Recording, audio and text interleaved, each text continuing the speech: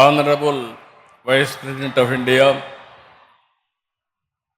Sri C.P. Radhakrishna Garu, Honorable Governor of Andhra Pradesh, Sri Abdul Nazir Garu, Honorable former Vice President of India, Venkaiah Naidu Garu, Honorable Union Minister for Civil Aviation, Government of India, Ram Mohan Naidu Garu, ఇప్పుడే మీ అందరి ఉత్సాహం చూశాను. ఎంత అభిమానంగా ఉన్నారంటే Bharat Ratna, Indian cricketer, former member of parliament, మీ హృదయాల్లో శాశ్వతంగా ఉండే వ్యక్తి సచిన్ రమేష్ టెండూల్కర్ గారు,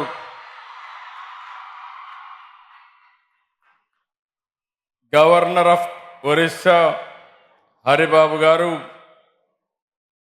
కేంద్ర మంత్రివర్యులు భూపతి రాజు శ్రీనివాస్ వర్మ గారు, చంద్రశేఖర్ గారు, ఇప్పుడే మీ అందరితో మాట్లాడినప్పుడు మీకు ఒక డైరెక్షన్ ఇచ్చిన మీ మంత్రి నారా లోకేష్ గారు, వేదిక పైన పెద్దలు మోహన్ రెడ్డి గారు, అదే మరి మల్లికార్జునరావు గారు, మీ వైస్ ఛాన్సలర్ రాజశేఖర్ గారు, ఈరోజు చాలా ఫంక్షన్స్కి వచ్చాను కానీ మొట్టమొదటిసారిగా ఆంధ్ర యూనివర్సిటీలో మీ ఉత్సాహం చూస్తూ ఉంటే ఇక్కడుండే విద్యార్థులు, ఇక్కడ చదువుకున్న పూర్వ విద్యార్థులు మీ ఉత్సాహం చూస్తూ ఉంటే మీ ఆనందం ఆకాశాన్ని అంటుతా ఉంది. అలాంటి మీ అందరికీ పేరు పేరున మనస్ఫూర్తిగా అభినందనలు. ఈరోజు నేను ఇక్కడికి వచ్చింది 2 ప్రతిష్టాత్మక కార్యక్రమాల్లో పాల్గొనడానికి వచ్చాను. మొట్టమొదటిది ఆంధ్ర యూనివర్సిటీ 100 ఏళ్ల పండుగ. ఇదొక చరిత్ర. ఇదే రేపు విశాఖపట్నంలో ప్రపంచంలో నెంబర్ 1 టెక్నాలజీ దిగ్గజం గూగుల్ డేటా సెంటర్, అతి పెద్ద ఇన్వెస్ట్మెంట్, ఆర్థిక సంస్కరణలు వచ్చిన తర్వాత $15 బిలియన్ ఈ విశాఖపట్నంలో పెడుతున్నారంటే అది విశాఖపట్నం యొక్క మహిమ.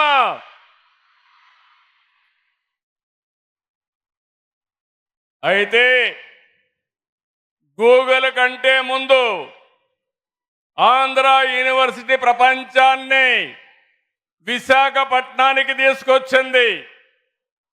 58 దేశాల విద్యార్థులు ఈ యూనివర్సిటీ చదువుతున్నారంటే రాష్ట్రానికే గర్వకారణం, దేశానికే గర్వకారణం. రేపటి నుంచి, ఈ రోజటి నుంచి విశాఖ విశ్వనగరి, విశాఖ గ్లోబల్ సిటీ, ఇది అన్స్టాపబుల్. ఎవరు స్టాప్ చేయలేరని చెప్పి కూడా నేను మీకు తెలియజేస్తున్నా. 100 సంవత్సరాలు చరిత్ర, ఒక బ్రాండ్. మనకు ఆంధ్రప్రదేశ్ విడిపోయిన తర్వాత ఎక్కడ పెట్టాలి కేబినెట్ మీటింగ్ అంటే ఎత్తుక్కుంటూ ఆంధ్ర యూనివర్సిటీకి వచ్చామంటే అది ఆంధ్ర యూనివర్సిటీ యొక్క ప్రత్యేకత. మనకు 53 యూనివర్సిటీలు ఉన్నాయి. అన్నింటికీ ఏయునే దిక్చూచి, ఏయునే లీడరు. స్వాతంత్ర పోరాటం కంటే ముందే ఈ యూనివర్సిటీ వచ్చింది. జైపూర్ రాజు విక్రమదేవ్, విజయనగరం గజపతి రాజు వంశం, పిఠాపురం మహారాజు, నూజివీడు జమీందారు, బొబ్బిలి రాజులు, ఇలాంటి ప్రతి ఒక్కరు కూడా ఈ యూనివర్సిటీకి కృషి చేశారు. అది విన్నప్పుడు నాకు చాలా ఆనందం కలుగుతుంది. వాళ్ళందరినీ మనం స్మరించుకోవడం మన ధర్మం, మన బాధ్యత. తొలి వైస్ ఛాన్సలర్ కట్టమంచి రామలింగారెడ్డి గారు బలమైన పునాదులేశాడు. 100 సంవత్సరాలు అతిథిగా నేను వచ్చాను. ఆయన కూడా చిత్తూరు జిల్లా వాసే. ఆ రోజు ఫౌండేషన్ వేశాడు.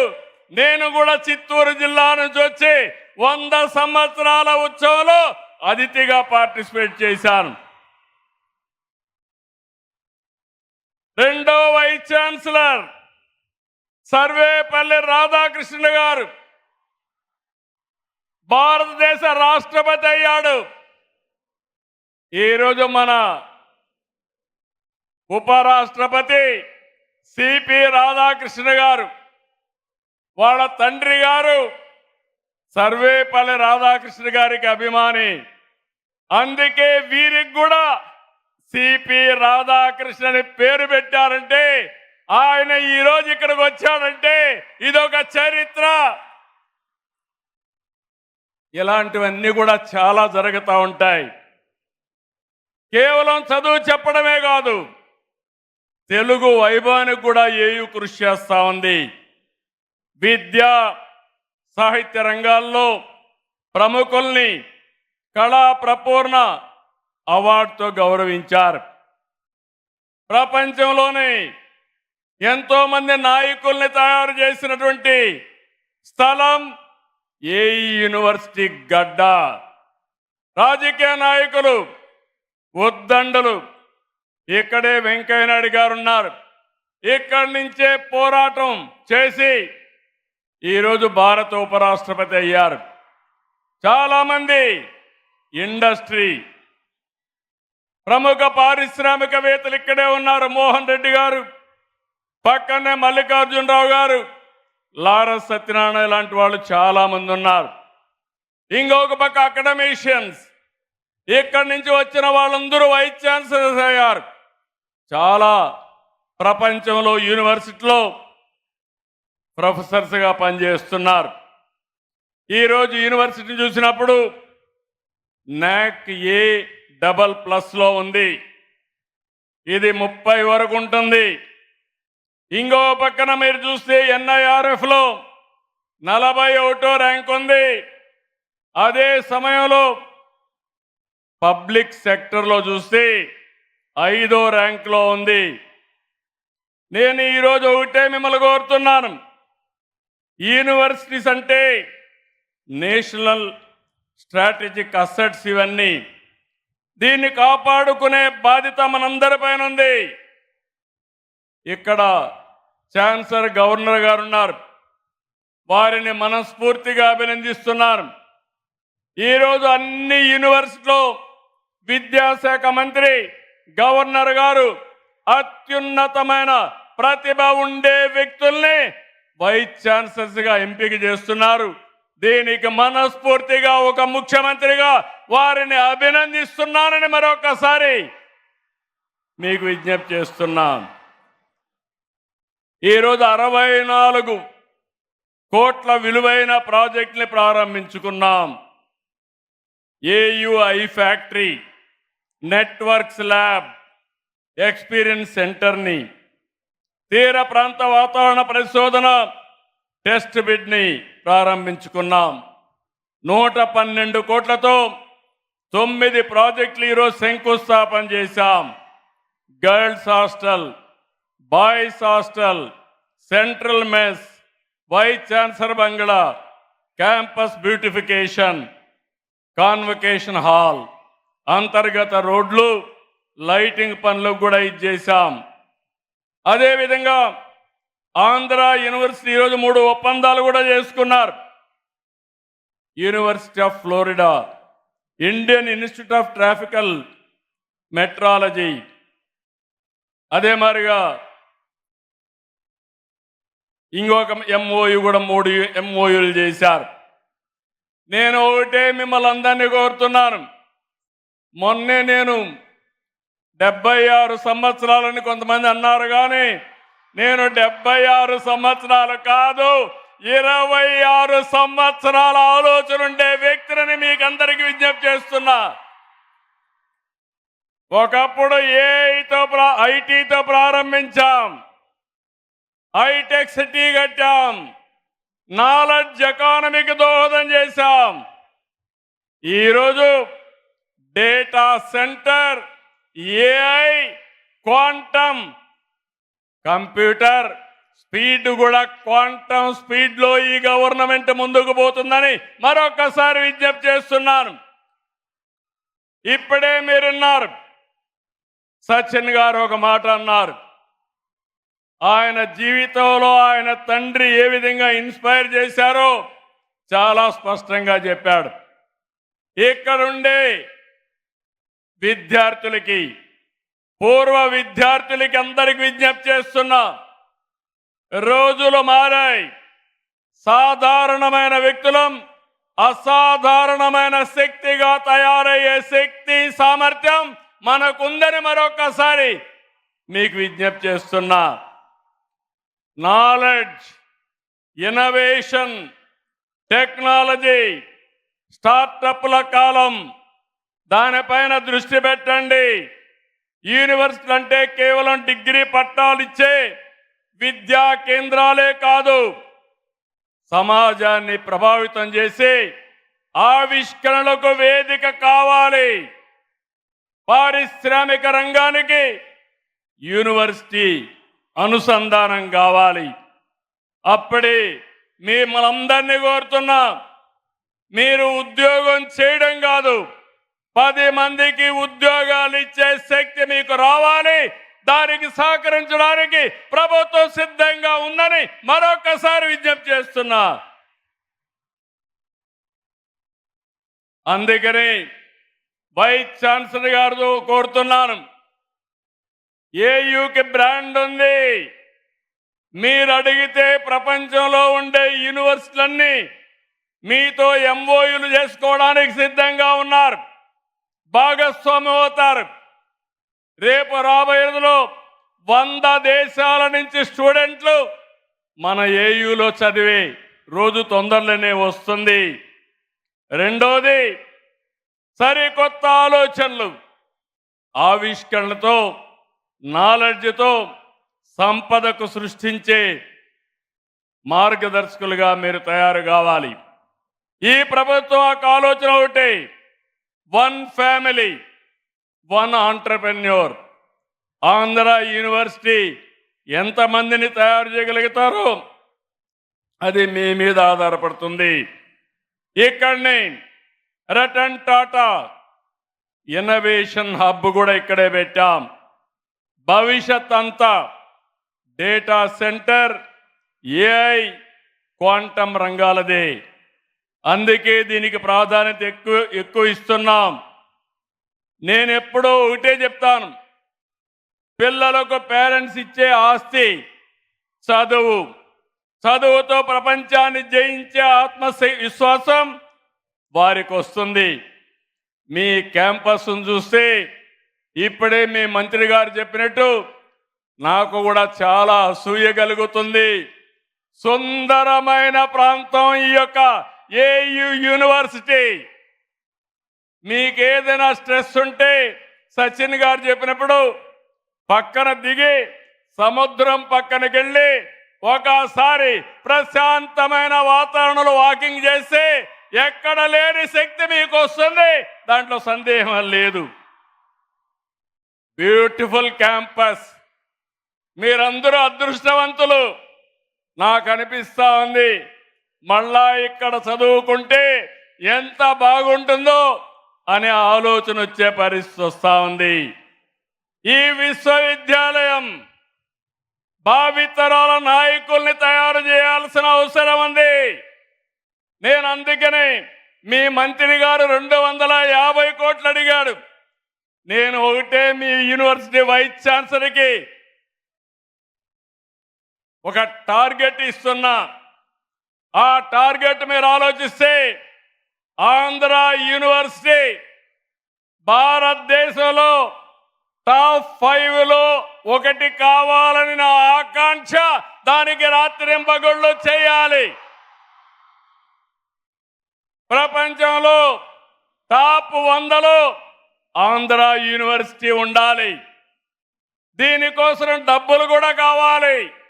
అందుకే నేను అనౌన్స్ చేస్తున్నా 500 కోట్ల రూపాయలు ఆంధ్ర యూనివర్సిటీకి ఇస్తాం. మా మల్లికార్జునరావు గారు లేచి చప్పట్లు బాగానే కొట్టాడు. మల్లికార్జునరావు గారు, మోహన్ రెడ్డి గారు, ఇక్కడ లారస్ సత్యనారాయణ గారు, అందరూ వ్యాపారస్తులు ఉన్నారు. మీ అందరికీ అప్పచెప్తున్నా, ప్రతి ఒక్క విద్యార్థి 1 రూపాయి అయినా కాంట్రిబ్యూట్ చేసి మరో 500 కోట్ల రూపాయలు కార్పస్ అభివృద్ధి కావాలి. సిద్ధమా తమ్ముళ్ళని మిమ్మల్ని అడుగుతున్నా. ఇక్కడుండే తమ్ముళ్ళు ఏంటని అడుగుతున్నా. ఇక్కడ మా ప్రొఫెసర్స్ ఉన్నారు, అందరూ కూడా వివిధ స్థాయిల్లో ఉన్నారు. ఇక్కడుండే మోహన్ రెడ్డి గారు, ఇక్కడుండే మల్లికార్జునరావు గారు, లారస్ సత్యనారాయణ గారు, మీరు అనుకుంటే ఇది సాధ్యం చేస్తామని వాళ్ళకందరికీ హామీ ఇమ్మని కోరుతున్నా. తప్పకుండా సంకల్పం ఉంటే 100 సంవత్సరాలు చరిత్రలో చెప్తున్నా.